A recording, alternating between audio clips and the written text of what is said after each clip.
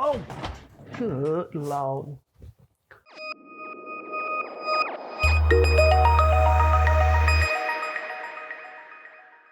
Word up, my people. All right. So here I am. Video number 3. I apologize. Sometimes I start speaking with accents because I'm an idiot, because I'm a dork, like my brother before me, who is even a bigger dork than I am. Sorry, Brian, but it's true. We know it. I actually make fun of him all the time because he randomly starts talking with accents, and the reality is neither one of us are any good at it. In the last video, I talked about how I keep my thoughts organized, or at least I started talking about how I keep my thoughts organized. Maybe I will organize my thoughts and make an actual succinct video about that at some point. That would be a nice little, no idea what I was about to say. So we're just going to skip it. How about that? But for right now, I want to tell you about how I actually approach, this is going to be specific to an issue in book 2 that I felt like I needed to take care of in the first 3 chapters. So first of all, back in 2018, because that's the year that I am saying is when I finished the Singing Bones in the manuscript that it currently exists, that I'm about to overhaul. I actually submitted it to a self-published authors contest. It got an honorable mention. And that was the first bit of professional feedback that I had gotten, because I hadn't had anything professionally edited at that point. But it was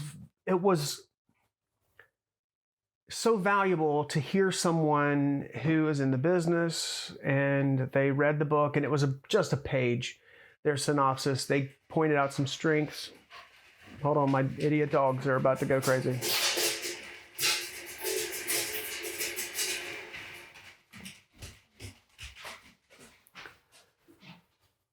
I don't know how well you can hear that, but that's just 3 dogs.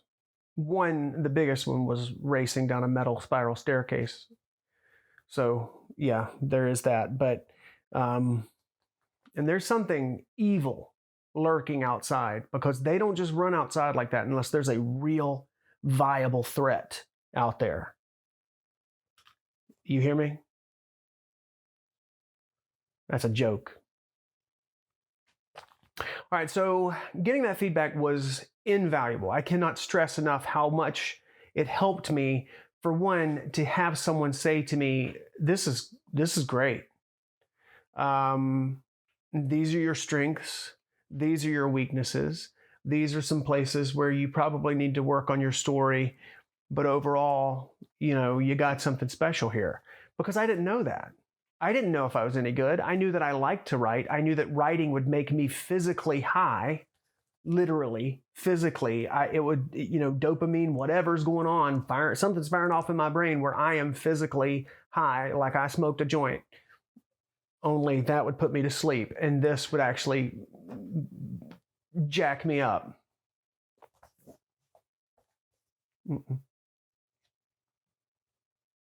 That's me telling myself not to be a pervert right now. But another thing that I did is I actually I paid there are a couple websites that I use, narrative writers, something. I'll have to look it up. I'm sorry. Who will have workshops and things where you can send in the first so many pages or so many words of your manuscript. Sometimes they do title workshops or opening sentences workshops.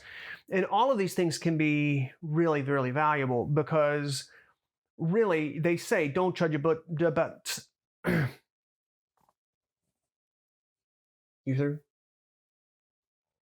They say don't judge a book by its cover, but everybody judges a book by its cover, by its title and by the first few pages. It's just a fact. If I start reading a book and I'm a chapter in and I'm not interested, I'm probably not going to finish, or else I'm not going to commit my emotions to the story. And even if I finish the book, they may never win me over. So I think actually the hardest thing to write is the first sentence of the book. And that's not an exaggeration. I really think that the hardest part of any book to write is the first sentence, because it is without fail the single most important. Which reminds me, last video I started to say something where I said, I'm not going to compare myself to Stephen King. Maybe I am. I'm so coy, right? But the thing I was going to say was, I love the Dark Tower series. I'm looking at over there because it's on my bookshelf right there, the Dark Tower series. And I read The Gunslinger, and The Gunslinger is book 1 in that series.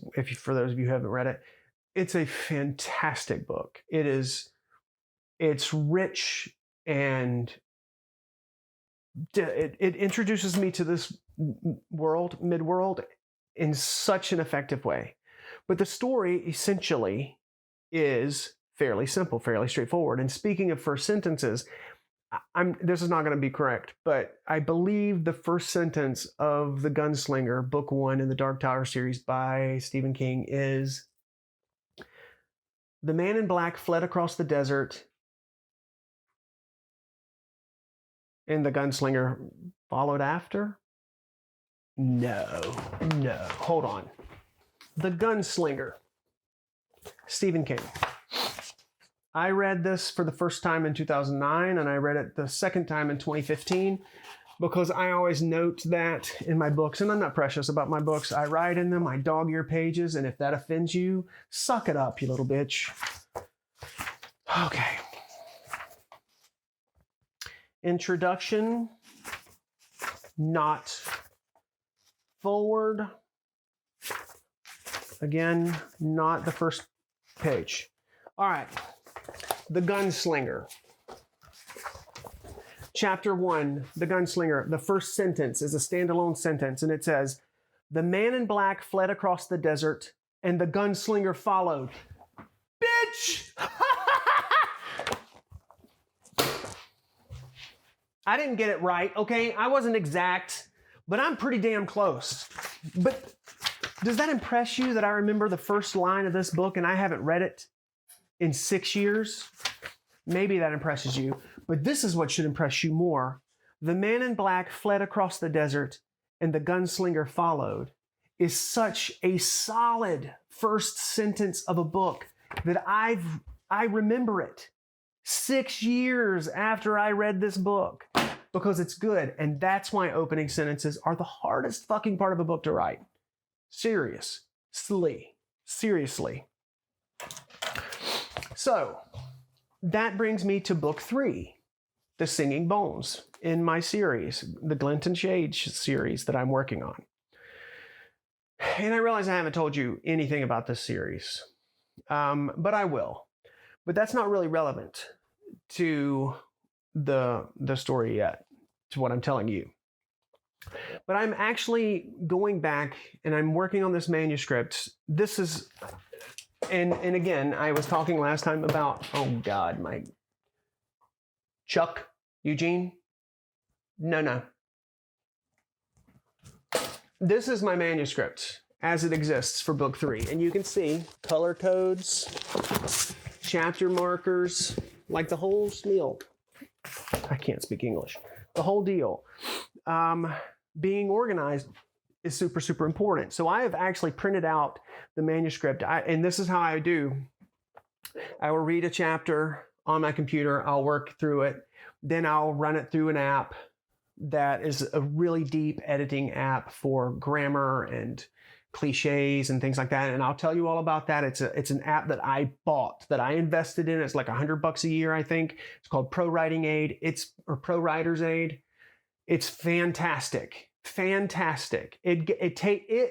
I couldn't afford an editor, then it would do a jam-up job of getting me as close to being polished and ready for self-publishing without a professional set of eyes on it. I still need that professional set of eyes. But I'll get into that. I'll get into that whole editing process. But here is one of the things that is really tricky, and that is, how do you start a book? So I'm 3 books into this series now, and I'm working on the first 3 chapters in that book. I do have a preface. I do have a prologue for each of these books. My prologue, interludes, and epilogues are kind of standalone joiners, what I call joiners. They join this story with the larger story. It may show, sometimes it shows a scene that we've already experienced from another character's perspective. In book 1, in The Scarecrow Hunters, the prologue actually plugs us in to the climax of our main character, Elliot's story in that book. And it plugs us into his madness in that moment, because he's literally ripped right down the middle. And we're thrown into that in the prologue with him with no context, because that is exactly how he feels in that moment. And it's a great way for us to connect and identify with him. Hopefully. Who knows? Maybe I failed, but that was my logic behind it. The epilogue goes back and shows us a key scene in book 1 that was written from Elliot's perspective, but Elliot was 6 years old when he saw it happen. And we see that same thing happen from his mother's perspective, which takes that moment and blows it up into this much larger world that we didn't know existed, or we didn't know what was happening, because we couldn't, because we weren't in her POV. We were in Elliot's POV, which was important because we were learning these things with him as he did. Book 2, we can talk about those prologues and epilogues and interludes later, but those are kind of unique in these stories, because I can step back and I can either have no specific POV, or I can show things that I couldn't otherwise show from the perspective of my main characters. That'll make more sense as I go through this in detail. So in book 3, the prologue is very clearly when my main character in book 3, her name is Gray, it's when the night she was born. There's a lot of mystery going around, centered around her birth. The epilogue for book 2 is when we see that character for the first time. We've heard about her in the first 2 books, but we don't actually meet her at all until the epilogue of book 3. And literally, she's the last line of that book, of that epilogue.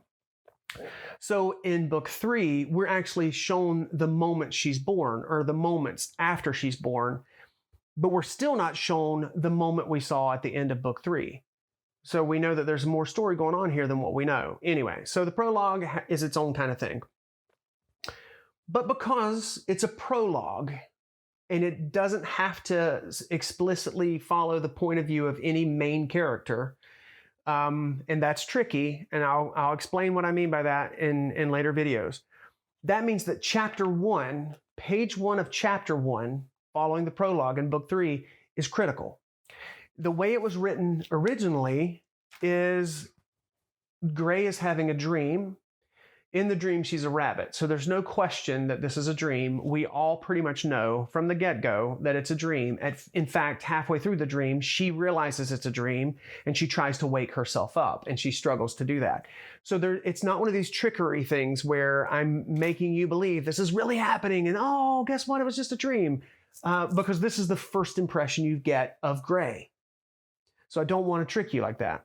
I want it to be a true event. That dream and her revelation after that dream is the catalyst. It is the beginning of her awakening as the person that she will become eventually, which is the point of this book, is her self-discovery. So that's the way I had written it. And it was great, because that's the catalyst. That's the moment the change started. But it still starts with a dream. And it doesn't show us Gray's face.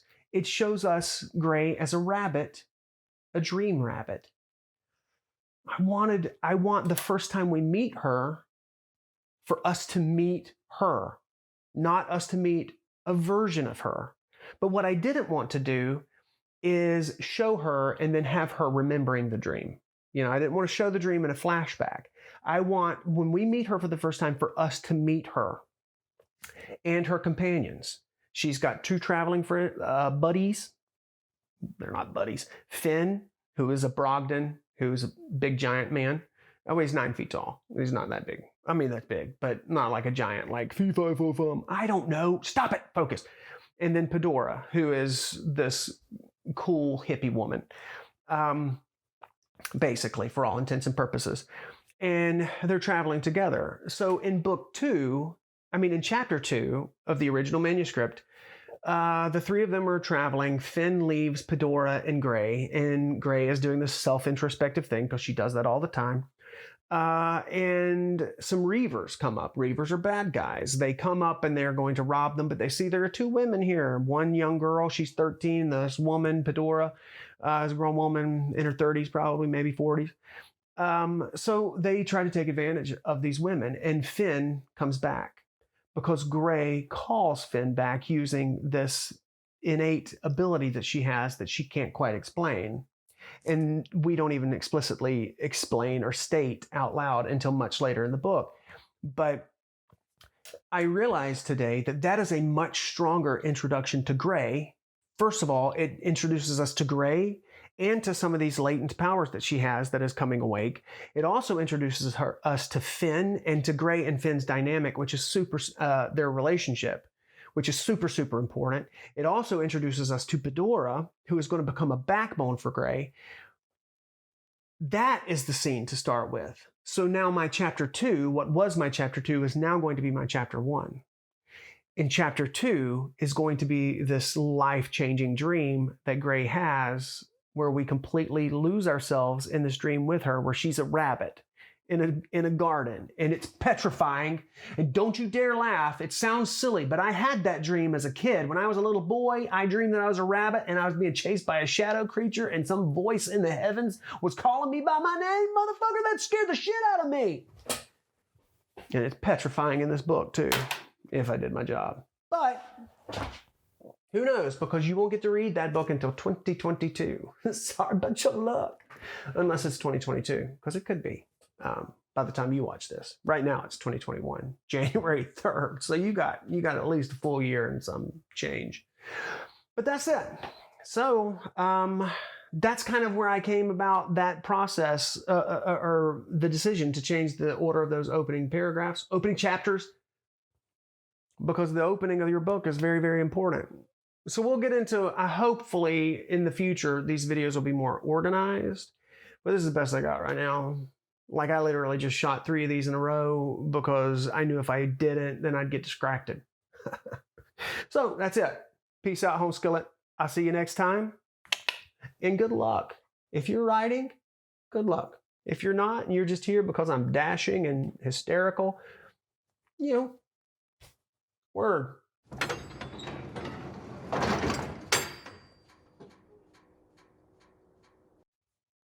I'll see you.